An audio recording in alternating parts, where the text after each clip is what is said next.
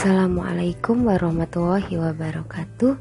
Pada pertemuan ke-10 ini, materi yang akan kita bahas adalah konsep keperawatan ibu dengan gangguan reproduksi. 3 pokok bahasan pada pertemuan kali ini yaitu kanker payudara, blighted ovum, dan penyakit menular seksual. Kita lihat pada grafik berikut ini yaitu angka kejadian kanker berdasarkan tipe kanker tahun 2017. Di atas sendiri angka tertinggi adalah kanker payudara atau breast cancer. Kemudian yang kedua prostat cancer atau kanker prostat. Kemudian kanker kolon dan rektum, kemudian kanker serviks, dan seterusnya sampai ke bawah. Jadi untuk tertinggi angka kejadiannya adalah kanker payudara.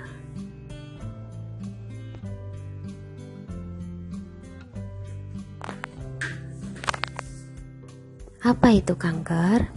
Kanker merupakan pertumbuhan berlebihan sel abnormal, dapat menyerang dan merusak jaringan lain, dapat menyebar ke bagian tubuh lain, hingga bisa menyebabkan kematian. Atau bisa dikatakan bahwa kanker adalah pertumbuhan sel yang tidak normal dan tidak terkontrol. Faktor risiko terjadinya kanker payudara ada beberapa. Di antaranya yang pertama yaitu jenis kelamin wanita, kemudian usia lebih dari 50 tahun, riwayat keluarga dan keturunan atau genetik, riwayat penyakit payudara sebelumnya, riwayat menstruasi dini yaitu kurang dari 12 tahun, atau menopause lambat yaitu lebih dari 55 tahun, riwayat reproduksi yaitu tidak memiliki anak dan tidak menyusui, hormonal, obesitas, konsumsi alkohol, riwayat radiasi dinding dada, dan juga dari faktor lingkungan. Gejala kanker payudara yaitu yang pertama ada benjolan di payudara, ya ada di gambar ini contohnya. Kemudian yang kedua pada stadium lanjut benjolan ini akan melekat pada dinding dada atau kulit, bengkak, bisul yang tidak kunjung sembuh, kulit kelihatan seperti kulit jeruk, dan ada benjolan di ketiak. Kemudian yang kedua, gambar sebelahnya, bentuk dan ukuran payudara berubah. Kemudian yang ketiga, gambar yang bawah ya, ada cairan yang abnormal keluar dari payudara. Kemudian gambar yang bawah tengah, akan terjadi perubahan kulit di sekitar payudara. Kemudian payudara juga bisa nyeri dan gatal. Gejala umumnya yaitu lemah, berat badan menurun, demam yang tidak kunjung sembuh, dan juga berkurangnya nafsu makan. Prevensi dan deteksi dini kanker payudara ada 2 ya. Yang pertama yaitu dengan pencegahan primer, dan yang kedua adalah pencegahan sekunder. Pencegahan primer merupakan usaha agar tidak terkena kanker payudara dengan cara mengurangi atau meniadakan faktor-faktor resiko yang diduga sangat erat kaitannya dengan peningkatan insiden kanker payudara. Kemudian pencegahan sekunder yaitu dengan cara melakukan screening kanker payudara, tujuannya untuk menurunkan angka morbiditas dan angka kematian akibat kanker payudara.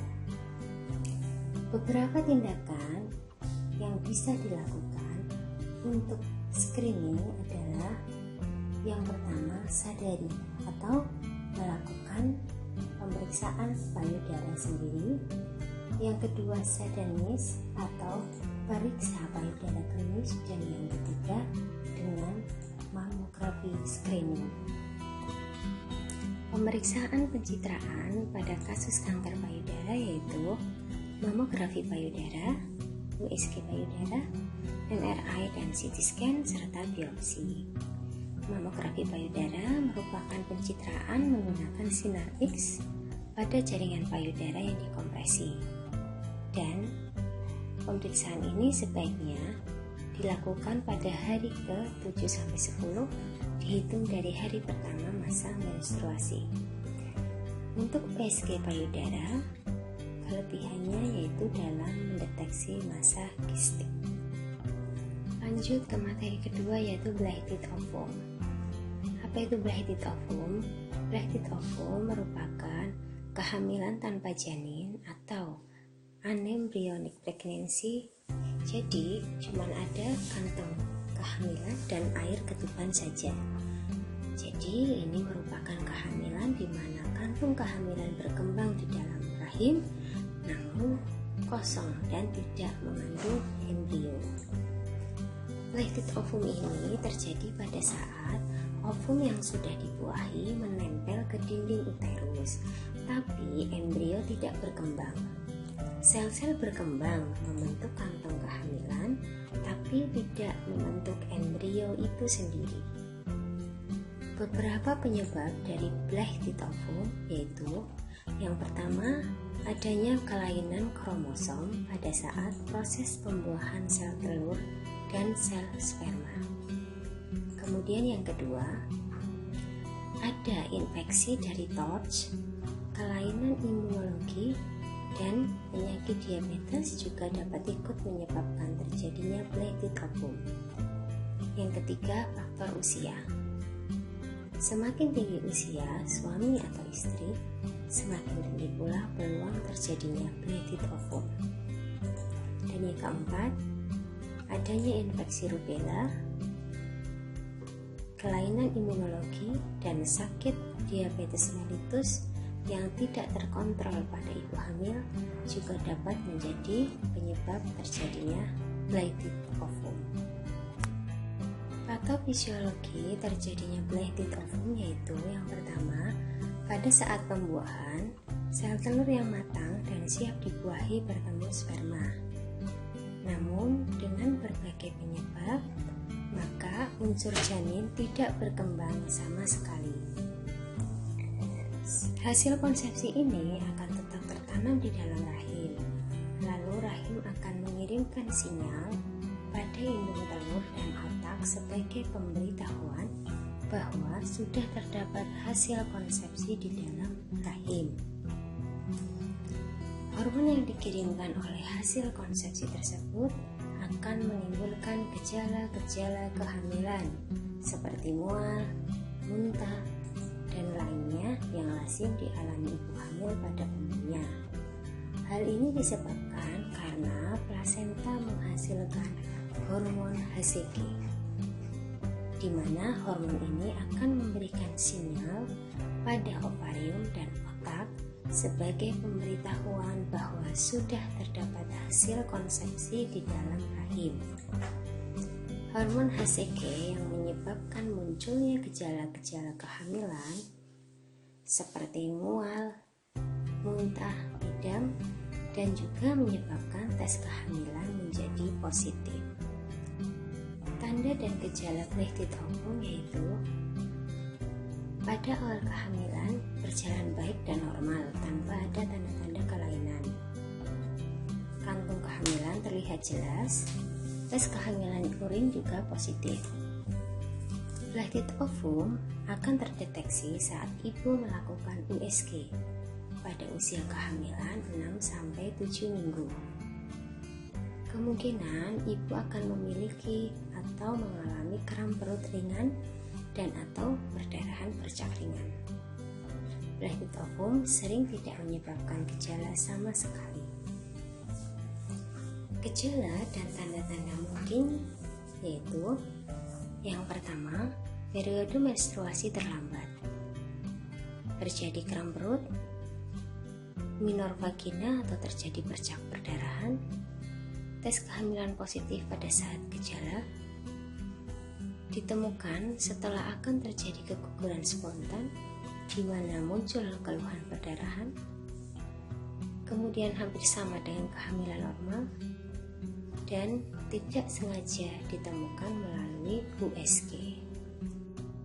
Komplikasi yang bisa terjadi pada kasus bleeding ovum yaitu robekan serviks, perforasi uterus, perdarahan, dan infeksi.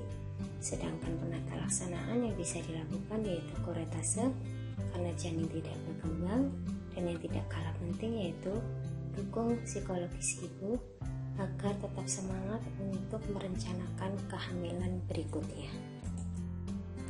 Selanjutnya materi yang ketiga yaitu penyakit menular seksual, yaitu adalah penyakit atau infeksi yang umumnya ditularkan melalui hubungan seksual yang tidak aman.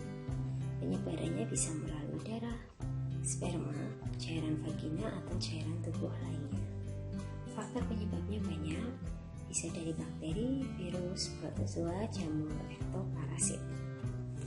Beberapa penyebab dari bakteri yaitu penyakit gonorrhea, uretritis non-spesifik, dan vaginitis bakterial. Beberapa penyakit yang disebabkan oleh virus yaitu herpes simplex, hepatitis B, kondiloma acuminata, molluscum contagiosum, dan juga HIV.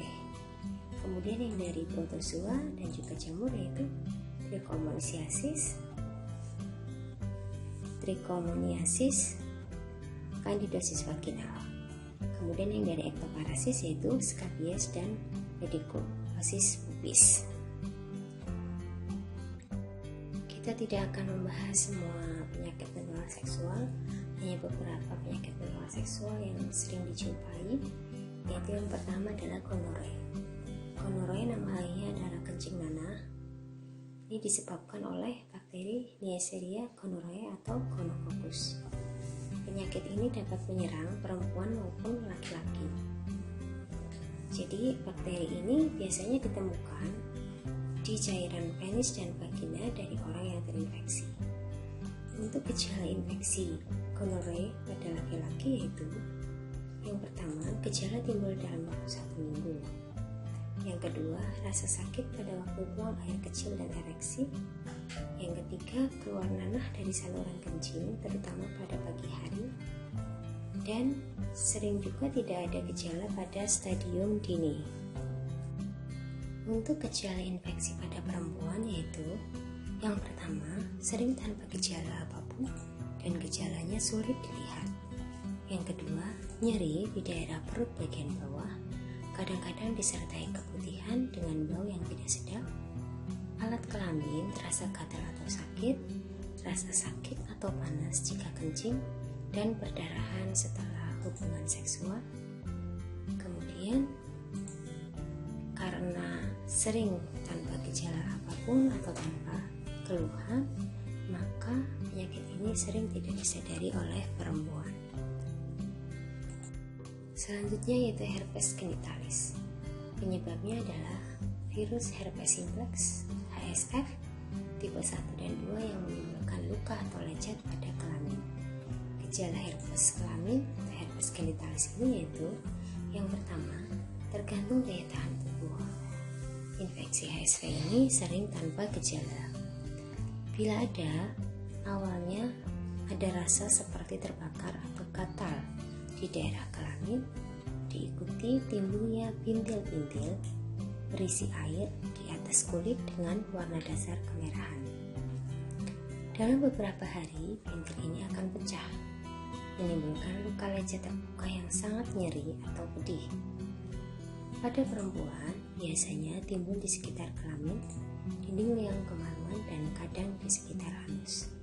Pada laki-laki, biasanya di batang atau di kepala penis, namun dapat juga di sekitar anus. Gejala ini akan hilang jika diobati, namun dapat kambuh kembali pada waktu tertentu. Masa inkubasi sekitar 1-26 hari yang biasanya rata-rata 6-7 hari. Kemudian, sebelum timbul lecet, biasanya didahului keluhan, yaitu pegal-pegal otot, dan kadang disertai demam, terutama pada serangan pertama, pembengkakan kelenjar di lipatan paha, dan juga nyeri, kadang gatal, serta kemerahan pada tempat yang terkena. Selanjutnya chlamydia. Chlamydia penyebabnya adalah bakteri Chlamydia trachomatis yang terutama menyerang leher rahim. Gejala infeksi pada perempuan yaitu ada keluhan keputihan, dapat disertai nyeri saat kencing, dan perdarahan setelah hubungan seksual. Gejalanya mirip dengan gonorrhea, tapi biasanya lebih ringan. Penularan tanpa disadari, karena kebanyakan perempuan yang terinfeksi tidak merasakan gejalanya atau asimptomatik. Pada infeksi kronik dapat terjadi penyebaran ke saluran telur yang menimbulkan nyeri pada perut bagian bawah dan mengakibatkan kemandulan atau kehamilan di luar kandungan. Bayi baru lahir yang terinfeksi chlamydia dari ibunya dapat mengalami kebutaan atau radang paru atau yang disebut dengan pneumonia. Masa inkubasinya sekitar 7-21 hari.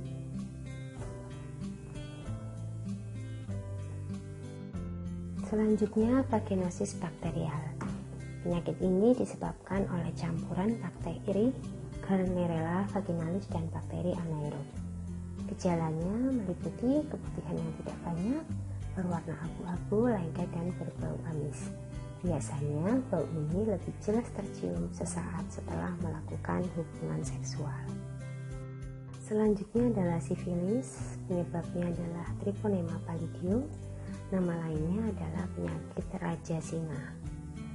Sifilis ini bisa terjadi melalui 5 tahap. Tahap pertama yang disebut sifilis primer, ini akan terjadi 9-90 hari setelah terinfeksi. Kemudian timbul luka yang tidak nyeri di penis, bibir kemaluan, atau leher rahim. Tahap kedua yang disebut dengan sifilis sekunder, terjadinya beberapa bulan setelah tahap pertama. Gejalanya berupa kelainan kulit, bercak kemerahan, tidak gatal terutama di telapak tangan dan kaki. Kemudian ada pembesaran kelenjar getah bening di seluruh tubuh, dan juga bisa berupa kutil di sekitar alat kelamin dan anus. Tahap 3 yaitu sifilis laten. Ini tidak ada keluhan ataupun gejala, namun infeksi berlanjut menyerang alat-alat atau organ tubuh lainnya. Keadaan ini hanya dapat diketahui lewat pemeriksaan darah khusus sifilis. Tahap 4 atau sifilis tersier timbul 5-30 tahun setelah tahap sifilis sekunder. Terdapat kerusakan alat-alat tubuh atau terdapat kerusakan alat-alat tubuh penting yang menetap pada otak, pembuluh darah dan jantung, saraf dan sumsum tulang belakang. Kemudian tahap 5 atau sifilis kongeniotal. Ini terjadi pada bayi dan anak-anak, dapat menimbulkan kelainan berupa kelainan bentuk muka, kelainan tulang, kebutaan, ketulian, kelainan bentuk gigi yang khas, dan juga kelainan kulit. Yang terakhir adalah HIV atau AIDS. HIV atau Human Immunodeficiency Virus merupakan virus penyebab AIDS. Virus ini terdapat dalam cairan tubuh pengidapnya seperti darah, air mani, atau cairan vagina. Pengidap HIV akan tampak sehat sampai HIV menjadi AIDS dalam waktu 5-10 tahun. AIDS atau singkatan dari Acute Immunodeficiency Syndrome merupakan suatu sindrom yang menurunkan kekebalan tubuh yang disebabkan oleh HIV, sehingga tubuh tidak dapat memerangi penyakit. Jadi masa inkubasinya atau masa tunasnya sekitar 6 bulan sampai 10 tahun. Untuk rata-rata masa inkubasi untuk anak-anak yaitu 21 bulan dan untuk dewasa yaitu 60 bulan. Cara penularan HIV ini yaitu melalui hubungan seks vaginal, oral dan anal, kemudian dari darah atau produk darah yang terinfeksi, kemudian dari penggunaan jarum suntik yang bergantian, kemudian juga dari penularan ibu ke bayi saat mengandung, melahirkan maupun menyusui. Gejala dari HIV ini yaitu tidak ada gejala pada saat terinfeksi pertama kali. Kemudian gejala awalnya seperti flu, demam, kehilangan nafsu makan, berat badan menurun, lemah, dan bau membekakan pada saluran getah bening, tapi ini akan menghilang setelah seminggu sampai 1 bulan. Kemudian virus akan dorman selama beberapa tahun dan akan melemahkan sistem kekebalan tubuh sehingga menimbulkan infeksi oportunistik. Sedangkan HIV/AIDS ini tidak menular melalui sentuhan, pelukan, ciuman, meminjam alat makanan dan minum, gigitan nyamuk, keringat, air mata, air kencing, ludah, berenang bersama, atau juga memakai WC umum. Inilah pertemuan pada kali ini, mudah-mudahan apa yang telah dipelajari bersama bisa bermanfaat. Wabillahi taufiq wal hidayah. Wassalamualaikum warahmatullahi wabarakatuh.